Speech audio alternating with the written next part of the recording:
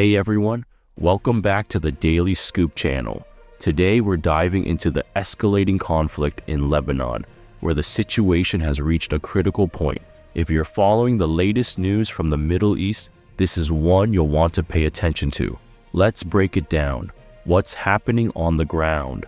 Lebanon's capital, Beirut, has been rocked by airstrikes, with smoke rising from the southern parts of the city.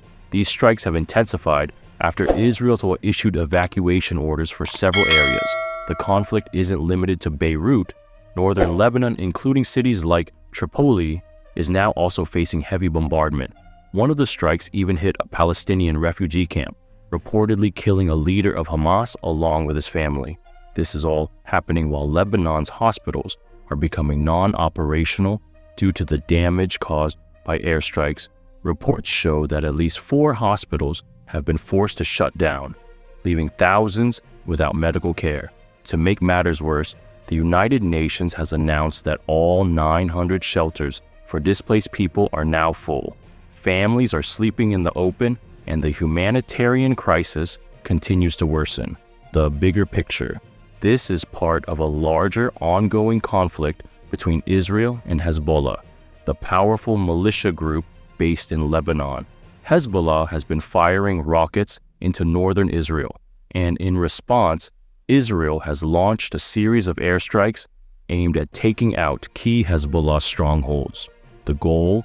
To eliminate the threat posed by Hezbollah once and for all. But there's more at stake here. This isn't just about Hezbollah and Israel. Iran is a key player, backing Hezbollah and watching closely from the sidelines. Just last week, Iran fired about 200 ballistic missiles, some of which were intercepted, but the conflict could escalate if Israel targets Iranian assets in response. Why should you care? For those of you in the US wondering why this matters, here's the deal. A full-scale war in the Middle East has global repercussions. Oil prices could skyrocket, the refugee crisis could grow, and tensions between world powers, especially the rest of the US, Israel, and Iran, could destabilize the entire region. President Biden has already weighed in, suggesting that military strikes on Iran's oil fields aren't the solution. But the clock is ticking. The human cost. The real tragedy here is the toll this conflict is taking on civilians. Hundreds of thousands of Lebanese people have fled their homes, seeking refuge wherever they can, whether in northern Lebanon or across the border in Syria. Imagine living with the constant sound of drones overhead, knowing an airstrike could hit at any moment. People are fleeing in mass numbers, and shelters are packed to capacity. Even those who can afford to leave are struggling. Hotels are full, and many have no choice but to stay in temporary housing, unsure of when or if it will be safe to return home. What's next? So what's the next move?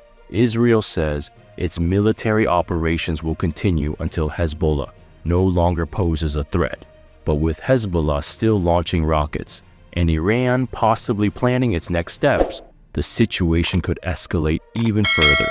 President Biden has urged caution, especially when it comes to expanding the conflict.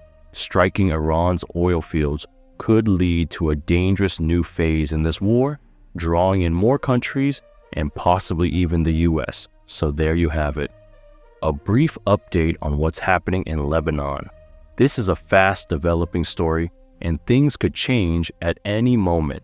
Make sure you hit that subscribe button and turn on notifications to stay updated on the latest news and breakdowns on global events. If you found this breakdown helpful, give the video a thumbs up and share it with someone who needs to understand the seriousness of this conflict. Thanks for watching, and stay tuned for more updates.